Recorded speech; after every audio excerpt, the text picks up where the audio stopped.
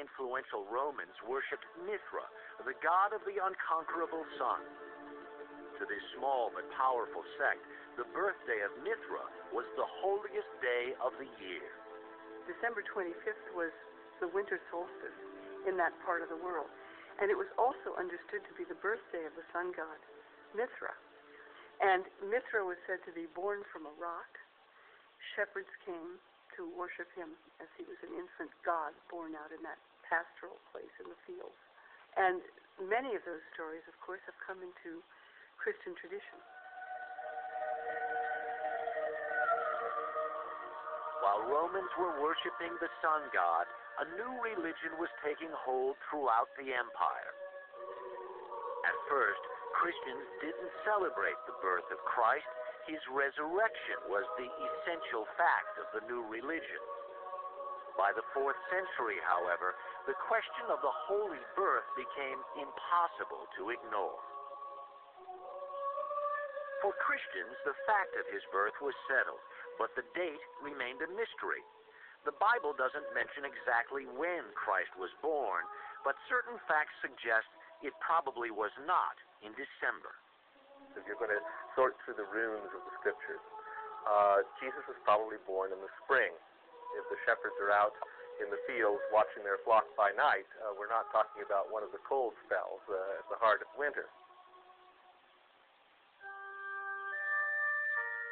If pagan Rome was already celebrating the birth of Mithra on December 25th, it seemed natural to honor the birth of the Christ child at the same time.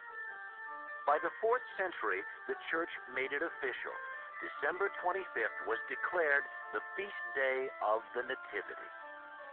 But of course, it's a very short step from the feast day of the risen sun, S-U-N, to the feast day of the risen sun, S-O-N. So, in a sense, it's a very good choice that the symbolism is there, because the feast day of the incarnate Son was about fertility, about birth, and so obviously it's a Christian Christmas. The Church knew it could not outlaw the pagan traditions of Christmas, so it set out to adopt them.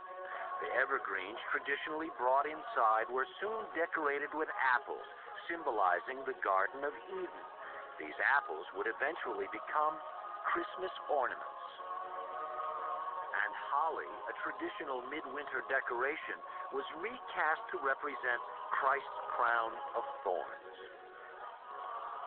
People already had their own agenda for this season, and that agenda was not one that was really radically changed when the names got changed from non-Christian to Christian names.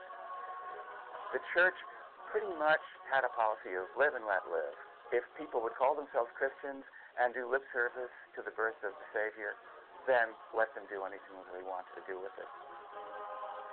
But on the other hand, by assigning the Nativity to that time of year, the Church really gave up the opportunity to control the way that celebration took place.